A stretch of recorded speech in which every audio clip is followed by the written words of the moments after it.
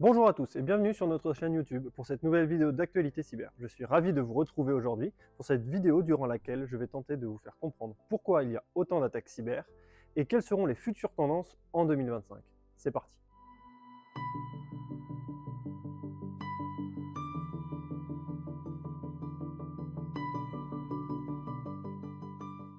Dans un premier temps, pourquoi les attaques informatiques sont-elles devenues monnaie courante? Vous le savez désormais, les cyberattaques sont présentes en permanence dans l'univers numérique. Cela fait déjà pas mal de temps que nous ne disons plus si je me fais attaquer, mais quand est-ce que je vais me faire attaquer? En effet, la cybercriminalité a explosé ces dernières années. La démocratisation du numérique fait qu'en 2024, aucun organisme ne peut fonctionner sans accès à un système d'information. L'ensemble des procédures administratives passent désormais uniquement par le numérique. Et il est très rare qu'une organisation puisse fonctionner uniquement avec du papier et un crayon. Le budget informatique des organismes a donc été pensé en conséquence et accepté. En revanche, le risque cyber reste encore trop sous-estimé. En France, la sécurité informatique ne représente rarement plus de 15% du budget alloué à l'informatique. Il faut comprendre que les technologies de sécurité ont un certain coût et demandent des connaissances pour être déployées et mises en œuvre. Il est donc impensable de se retrouver avec des budgets alloués aussi bas et de se considérer comme sécurisé. Certains pensent que c'est plus intéressant de prévoir un budget en cas d'incident de cybersécurité afin d'effectuer la remédiation plutôt que de prévoir la protection. Malheureusement, cela revient à commettre une erreur. En effet, il s'avère que les coûts de remédiation peuvent énormément varier et surtout vite devenir exponentiels.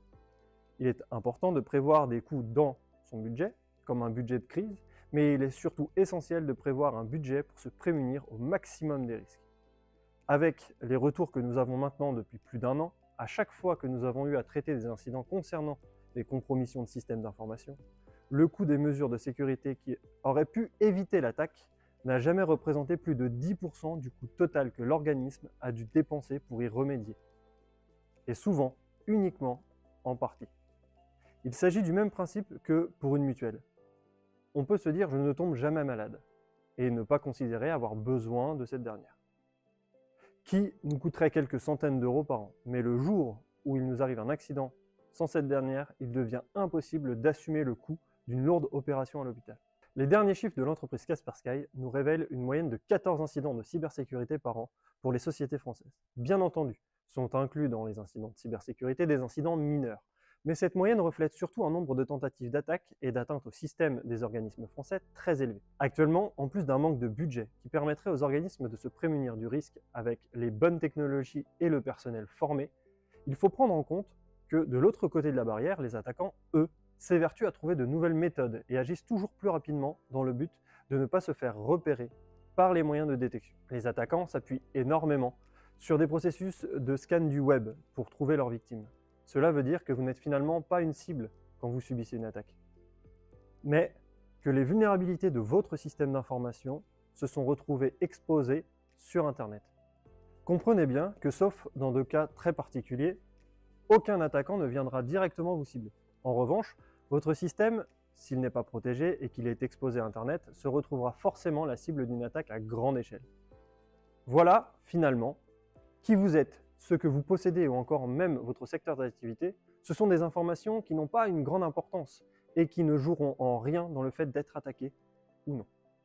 Pour continuer, nous allons essayer de comprendre pourquoi les attaquants sont-ils autant agressifs ces dernières années et pourquoi la menace augmente. D'abord, il faut voir le monde numérique comme un ensemble de données échangées et partagées en permanence. Toutes ces données ont une valeur. Comme pour le monde physique, chaque élément qui a de la valeur va forcément attirer des convoitises. Ces données, si elles ne sont pas protégées suffisamment, vont représenter un gain financier assez simple.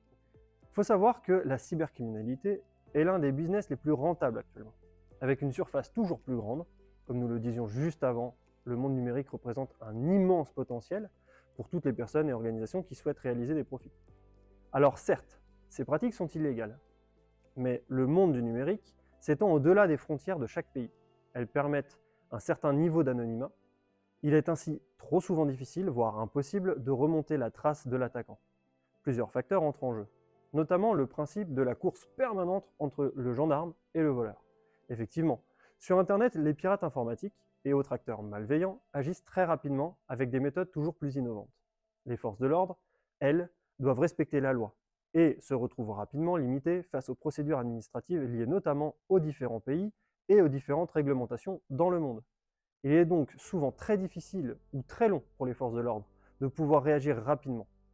Ainsi, pour une attaque touchant une entreprise française depuis un serveur au Mexique, par exemple, le temps qu'une réquisition soit émise auprès des autorités mexicaines pour obtenir les informations présentes sur le serveur ayant été utilisé pour réaliser l'attaque, l'attaquant sera souvent déconnecté et aura effacé ses traces. Un autre facteur qui rentre en jeu est la présence d'outils d'attaque accessibles à tous en ligne, indépendamment de l'âge et des compétences techniques de chacun.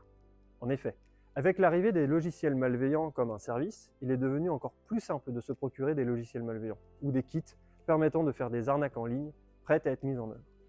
Cela a mis définitivement un terme à la barrière technique que pouvait représenter une attaque informatique. Vous retrouvez ainsi très fréquemment des mineurs au sein des communautés d'arnaqueurs en ligne ou des organisations cybercriminelles qui vont exploiter des travailleurs forcés pour mettre en œuvre des kits d'arnaque. Il est important de comprendre que les attaquants ne sont pas forcément des personnes profondément malveillantes. Certains voient ça comme un business, d'autres contraints par des organismes criminels, enfin d'autres agiront d'un moyen comme d'un autre pour gagner de l'argent. Les attaquants ont, en revanche, rarement conscience des impacts que cela représente pour une entreprise ou un organisme et leurs salariés qui vont être victimes de cette attaque. Pour ceux qui en ont conscience, cela ne les inquiète pas plus que ça. Il vous faut vraiment prendre conscience qu'il s'agit d'une menace permanente qui ne fera qu'augmenter, pour le moment en tout cas. Je vais désormais vous présenter une technique utilisée par les pirates informatiques qui illustre ce que nous venons de dire. Cette technique consiste à tromper le système pour faire passer un fichier corrompu à travers des défenses qui pourraient déjà être en place au sein de ce système, telles que l'antivirus par exemple. En envoyant volontairement des fichiers corrompus, comprenez des fichiers qu'on ne peut ouvrir car illisibles par le système à cause d'un problème de code dans ce dernier. Vous savez, le fameux impossible d'ouvrir le fichier car il est corrompu. Les applications comme Outlook, Word ou encore WinRAR embarquent désormais des modes de débogage qui peuvent, si le fichier n'est pas trop corrompu, tenter de restaurer ce dernier afin de l'ouvrir. C'est sur ce mécanisme que les attaquants se sont basés pour réussir à faire passer une attaque à travers les défenses. En effet, les fichiers corrompus sont par essence non vérifiés par les éléments de sécurité de votre système. En effet, ces derniers ne présentent presque jamais une menace, n'étant pas exécutables. Les attaquants vont ainsi modifier uniquement des petites parties du code du fichier afin de le faire passer pour corrompu, mais pas assez pour qu'il ne puisse être récupéré par la victime par la méthode de déblocage. Une fois le fichier ouvert, la victime va alors être incitée à télécharger des logiciels compromis, par exemple, ou à se rendre sur des pages web frauduleuses via des liens compromis, etc. Je vous en parlais juste avant, mais c'est ce genre d'attaque que vous allez retrouver dans des kits qui seront mis en œuvre par des personnes n'étant pas expertes du domaine, mais qui souhaitent simplement tenter d'atteindre une liste de victimes potentielles qu'elles auront achetées ou récupérées. En effet, il faut comprendre également qu'il n'y a que très rarement un seul et unique acteur derrière une menace. Dans notre exemple, il y a forcément celui qui met en œuvre le kit avec le fichier.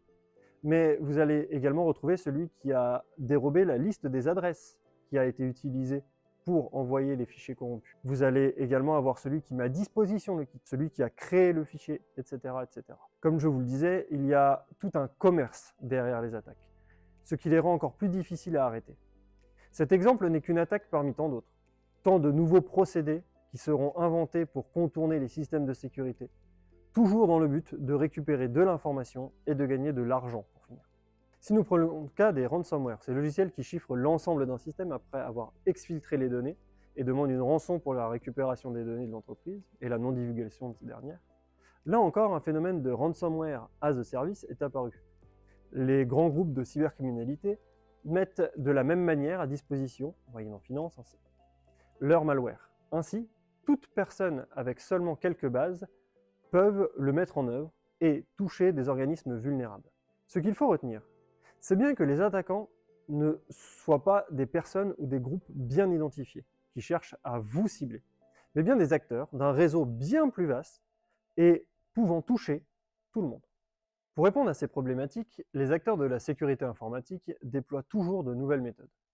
Si nous prenons l'exemple des failles de sécurité sur mobile, une des plus grosses menaces actuelles sur les téléphones mobiles réside dans le fait d'installer des applications ne faisant pas partie de la bibliothèque officielle. Cette menace s'appelle le sideloading. L'attaquant arrive, grâce à un QR code ou à des liens dans des mails, à faire télécharger des applications qui ne sont pas les applications officielles. Certains ne s'en cachent même pas et déclarent qu'il s'agit d'une version craquée permettant d'accéder à des fonctionnalités normalement payantes de manière gratuite. La problématique est que ces applications sont très régulièrement des logiciels malveillants, récupérant des informations cruciales et permettant même déjà de récupérer des facteurs d'authentification forts. Pour lutter contre ce processus, Android prévoit la mise en place d'une vérification d'intégrité du système afin que des applications, comme les applications bancaires par exemple, ne puissent fonctionner que si les critères d'intégrité sont respectés. Par exemple, un délai maximum depuis la dernière mise à jour, qui devrait être respecté, une vérification des applications installées, et en cas d'application non officielle, ces applications de type banque ou autres ne pourront pas se lancer. Le but est de préserver l'intégrité des informations présentes dans ces applications légitimes. Cette nouvelle fonctionnalité devrait devenir obligatoire sur Android en mai 2025. Cette nouvelle politique s'inscrit dans une tendance plus large visant à renforcer la cybersécurité des terminaux mobiles. En effet, nous avons désormais de plus en plus d'applications vitales sur notre smartphone. Au-delà des données bancaires, on y retrouve également tout ce qui est des données de double facteur d'authentification, mais également tous les échanges que nous passons sur les réseaux sociaux et autres systèmes de messagerie, ainsi que toutes les informations des nombreux contacts que nous avons. Les appareils mobiles sont devenus un enjeu de sécurité incontournable. Pour finir ce point cyber, nous allons aborder les différentes grandes tendances majeures qui, en matière de cybersécurité, risquent d'émerger en 2025. Un des premiers enjeux est celui de la confidentialité des données, sur l'angle notamment de la sécurité mobile dont nous venons de parler. Concernant la confidentialité des données, nous en avions également déjà beaucoup parlé dans les différents points cyber précédents et je vous invite à retrouver nos anciennes vidéos. Un autre point d'attention pour 2025 devrait être tout ce qui est point d'entrée non traditionnel. Les cybercriminels exploiteront très certainement des vecteurs d'attaque non conventionnels, s'appuyant sur des procédés comme nous avons pu le voir avec l'utilisation du processus de réparation des fichiers corrompus, etc. etc. D'après FortiGuard Labs, les cybercriminels resteront adeptes des tactiques classiques. Mais il faudra prendre en compte de plus en plus la sécurisation des environnements cloud. En effet, ces derniers mois, les attaques visant ce type de structure ont fortement augmenté, ce qui présage une continuation de la complexité des attaques visant les infrastructures partagées. L'augmentation continue et exponentielle des systèmes de piratage automatique dans les marchés noirs, indiqués également dans des outils tels que des kits de phishing, du ransomware as a service ou encore du déni de service as a service, continueront de proliférer. Les équipements connectés resteront également au cœur des cibles privilégiées des cyberattaquants. Nous vous avons également beaucoup parlé de l'ingénierie sociale durant nos dernières vidéos. En 2025, les attaques par ingénierie sociale continueront d'être améliorées afin de toujours piéger l'humain. L'humain qui restera certainement un acteur principal des systèmes informatiques des organismes. Enfin, un nouvel enjeu de taille sera celui des intelligences artificielles. De nouvelles intelligences artificielles développées sans limite, permettant ainsi le développement de nouvelles procédures d'attaque, commence à voir le jour. Ce genre d'IA pourrait conduire à une augmentation majeure des procédés d'attaque et pourrait représenter un pas important pour la cybercriminalité. En regard de l'ensemble de ce panorama, nous ne pouvons que vous conseiller d'anticiper les menaces en prenant en compte votre cybersécurité le plus rapidement possible. C'est fini pour ce point cyber. Je vous remercie de nous avoir suivis. Si vous avez aimé la vidéo, n'hésitez pas à activer le pouce bleu. Vous pouvez également vous abonner à notre chaîne et activer la cloche de notification pour être informé de toutes nos prochaines vidéos. Et moi, je vous dis à dans 2 semaines pour le prochain point cyber.